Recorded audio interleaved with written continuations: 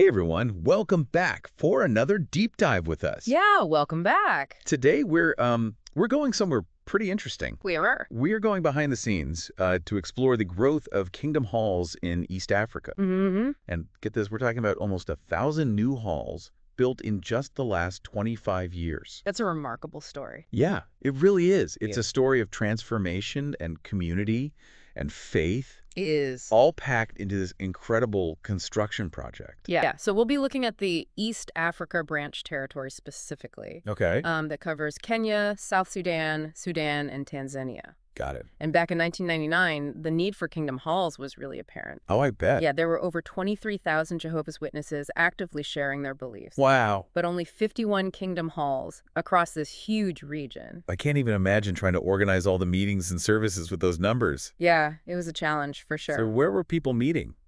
Well, a lot of congregations were just making do with whatever they could find. Oh, wow. You know, meeting outdoors, in homes. Oh, okay. Even setting up temporary structures. Not ideal. Definitely not the best environment for spiritual learning and fellowship. No.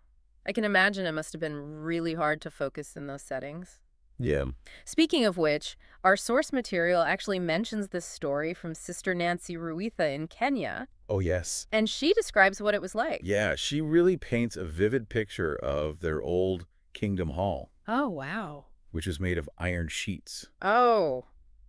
Yeah. So she describes it as an oven in hot weather and deafening during rainstorms. Oh, my goodness. Yeah, can you imagine trying to learn anything or have a nice, peaceful gathering in those conditions? That sounds almost impossible. It was tough. Really highlights the need for dedicated spaces for worship and fellowship. Definitely. So how did things change? What was like the turning point? Well, 1999 was a big year. Okay. The governing body of Jehovah's Witnesses launched this special program Okay. called Lands with Limited Resources, There or it is. LWLR, which focused on supporting regions like East Africa to build these much-needed kingdom halls. That's really interesting. So it wasn't just about providing funding, though, right? Right. It was more than that. Yeah. It was about giving local communities the tools they needed to Yeah. take charge. That's cool. So how did they do that? Well, think about it. You need more than just money to build a kingdom hall. Yeah, true. You need expertise. Right. So skilled Jehovah's Witnesses from all over the world, Wow.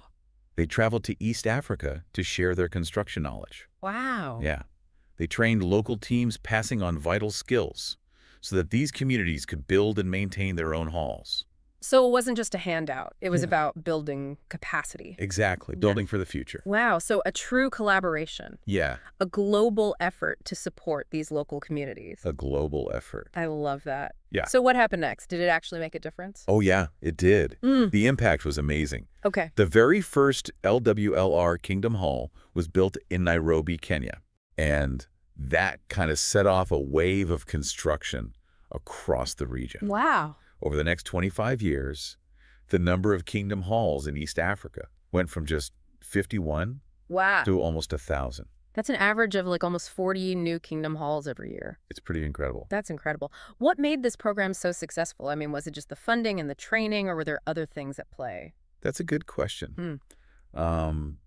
While the funding and training were super important, Yeah. I think the key was the focus on community involvement. Oh, okay. You know, Jehovah's Witnesses are known for having a strong sense of community Right. and being willing to volunteer their time and skills. Yeah. This program really tapped into that, and it Okay. created this awesome energy where everyone worked together towards this shared goal. So the LWLR program really tapped into like the core values Yeah. of Jehovah's Witnesses, Definitely. turning this challenging situation into an opportunity for growth and collaboration. It's amazing how they were able to take what was a really difficult situation and turn it into something so positive. And it's important to note that the LWLR program didn't stay static. Okay. It evolved over time. Okay. And in 2014, it was replaced by the local design construction program, Okay. which refined the process even more Okay. and focused on using locally sourced materials and designs. So they really wanted to make sure that these kingdom halls were not just functional, but also looked good Yes. and fit into the local environment. Exactly. Awesome. It's amazing how the program adapted and evolved to meet the specific needs of the region. Yeah, it was really well thought out. So the LWLR program started in 1999. Right. And it was replaced in 2014. Mm. How has the construction progressed since then? Has the momentum been maintained? Oh, absolutely. The commitment to building kingdom halls in East Africa is as strong as ever. So what's the situation like now? I mean, we've seen this huge growth over the past 25 years. Yeah. But is there still a need for more kingdom halls in East Africa? You'd think after building almost 1,000 new halls, they'd be all set right. Right. But the need's still there, believe it or not. Really? Yeah, as of 2024, they still need 126 new halls. Wow. And over 200 existing ones need major renovations. Wow, that's a lot. It seems like they've barely scratched the surface. Well, you have to remember that as more people become interested in what Jehovah's Witnesses have to say, the demand for places to meet keeps growing. Makes sense. So even with all the progress they've made, the work isn't finished yet. Not even close. But I think it's also important to remember that it's not just about the numbers. Right. What's the real impact of these new kingdom halls? Yeah, you're absolutely right. It's easy to focus on the construction and the numbers. Yeah. But the real story is about the people. Yeah. These buildings are more than just bricks and mortar. Right. They're spaces where people can connect, learn, and get spiritual support. It's interesting that you mentioned the human element. Yeah. Because one thing that really stood out to me in the source material was the story of Sister Nancy Ruritha. Oh, yeah. Her experience really brought the impact of this whole construction program to life. Absolutely. When she describes that old iron sheet kingdom hall Yeah. with the unbearable heat and the noise, Right. it's a powerful image. Yeah. And then to hear her talk about the new hall Yeah. with its sturdy stone walls and peaceful atmosphere, You're right. it really shows the positive change these buildings bring. It's like you can almost feel her relief and joy just reading her words. Yeah. It's a good reminder that we're not just talking about statistics. Yeah. We're talking about real people Real people. whose lives have been touched by this. Exactly. And it's not just the improved physical conditions either. Right. These kingdom halls create a sense of community. Yeah. They provide a safe and welcoming place for people to gather and support each other. That's so important. I imagine it's especially impactful in regions like East Africa, Mm-hmm. where communities often face a lot of challenges. Yeah, these halls can become like pillars of strength Exactly. or resilience. Yeah, we've talked a lot about the local impact, Right. but I'm also really struck by the global cooperation that made all of this possible. Yeah. It wasn't just a local effort. It was worldwide. It was a global effort. Yeah, remember how we were talking about those skilled volunteers Mm-hmm. traveling from different countries to train those local construction teams? It's incredible. That just shows the unity Yeah. and selflessness within the global community of Jehovah's Witnesses. Absolutely. Yeah. They really came together to help their fellow worshipers. It's a beautiful example of putting faith into action. It really is. And it just shows that when people work together with a common purpose, Mm-hmm. they can achieve some pretty incredible things. Absolutely. I mean, even constructing almost 1,000 buildings Yeah. in a region facing so many challenges. It's really inspiring. It really is. So what does this continued need for kingdom halls tell us about the future of Jehovah's Witnesses in East Africa? That's a good question. And maybe even globally.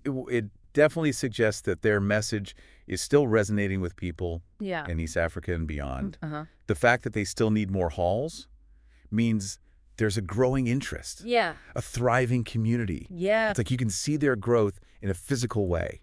It's amazing to consider, like, the ripple effect of this whole construction program. It's not just about providing spaces for worship. Right. It's about building community, Mm-hmm. empowering people with skills, Yeah. and showing the global unity of Jehovah's Witnesses. Exactly. You've summed it up perfectly. It's about building communities, fostering spiritual growth, and making a real difference in people's lives.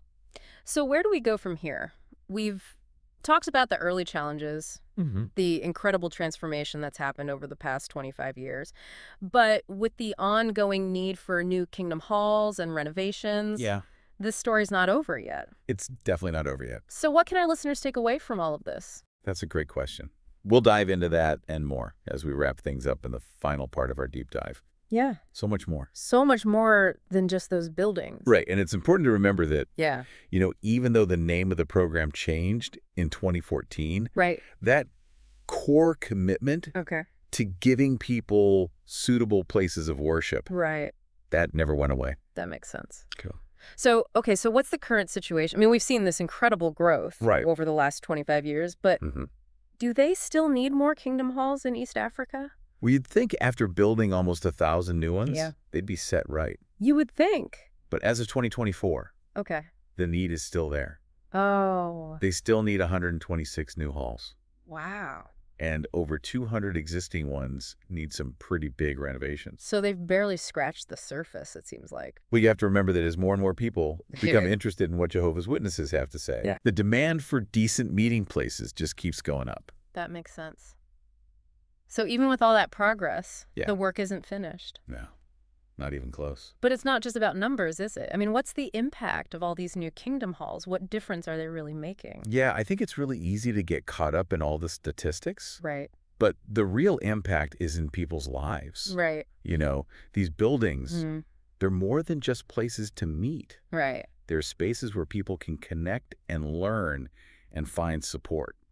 Yeah. I mean, it's like what we were talking about earlier with Sister Nancy. Exactly. And her story. Yes, her story really highlights this. Yeah. You know, that old hall Yeah. with the heat and the noise. Yeah. And then the transformation to a new, comfortable space. It's amazing. It shows you that this is about so much more Yeah. than just the buildings themselves. Right. And you can just feel her Mhm. relief and joy in her words. Ab- It's a powerful reminder that we're talking about real people's lives. Real people. Right. And it's not just the physical improvements, it's the sense of community that these halls create. Exactly. They Huh. give people a safe place to gather and support each other. Yeah. And I imagine that's especially important in regions like East Africa, Mhm. where communities face so many different challenges. Absolutely. Yeah. You know, these halls can be a real source of strength and stability. Yeah, exactly.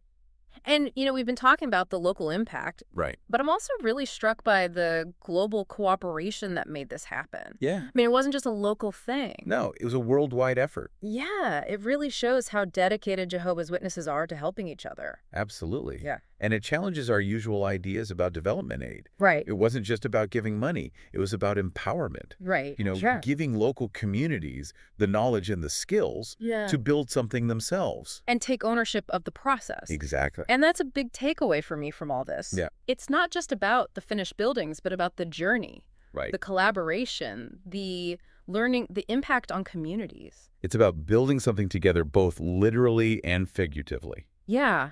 It really makes you wonder what this ongoing need for kingdom halls tells us about the future, That's a really interesting question. Like, on the one hand, you see this amazing transformation, Right. but on the other hand, the need is still there. It is. So it's like a story that's still unfolding. Exactly. And it suggests that the message of Jehovah's Witnesses is still resonating with people. Yeah, and that there's a vibrancy there, a dynamism that's really something. It's a story of faith in action. It really is. And it shows what communities can achieve when they work together. And it shows that even when there are challenges, transformation is still possible. Absolutely. So where do we go from here? We've covered so much in this deep dive. We have. From the early challenges to this amazing transformation over the last 25 years. Yeah, a lot has happened. But the story's not over. Not at all. So what can our listeners take away from all of this? Yeah, that's the big question. Mm-hmm. We'll wrap things up and try to answer that in the final part of our deep dive. Welcome back to the final part of our deep dive into those amazing kingdom halls in East Africa. We've seen how much has changed in just 25 years. Yeah, it's pretty incredible. From just a handful of halls to almost 1,000. It makes you realize that even in the face of challenges, real transformation is possible. And it's a reminder that it's not just about the buildings themselves, right? It's Yeah. about the communities. Exactly. It's about creating spaces where people can connect and grow and support each other. Yeah, like Sister Nancy and that old iron sheet hall. Yeah, her story is so powerful. It really highlights the impact of having a dedicated space, a place where people can feel comfortable and welcome. And, you know, in a place like East Africa where communities face so many difficulties, Right. those spaces become even more important. Yeah, I think it's interesting how we often think of community as something very local. Mhm. But the Kingdom Hall project really shows the global side of things. It does. It's a global effort. Jehovah's Witnesses from all over the world coming together to support each other. It's a beautiful example of unity. And it's not just about giving money either. No, it's about empowering local communities. Right, giving them the skills and knowledge to build their own spaces. Exactly. And that's something I think we can all learn from. Yeah, it's not just about the end result, but about the journey, the process of working together towards a common goal. And that's what makes this whole project so inspiring. Yeah, it's a testament to what people can achieve when they're united by a common purpose. So we've seen this incredible transformation over the past 25 years. Yeah. But the need for new kingdom halls continues. It does. So what does that tell us about the future? It tells us that the message of Jehovah's Witnesses is still resonating with people, Yeah. and that their community is vibrant and growing. It's a story that's still being written. And it's a story of faith in action community and the power of transformation. Thanks for joining us on this deep dive into the world of Kingdom Hall construction in East Africa. It's been a privilege to share this journey with you. We hope you've enjoyed it. And we hope it's inspired you to learn more about the work of Jehovah's Witnesses around the world. Thanks for listening. Until next time.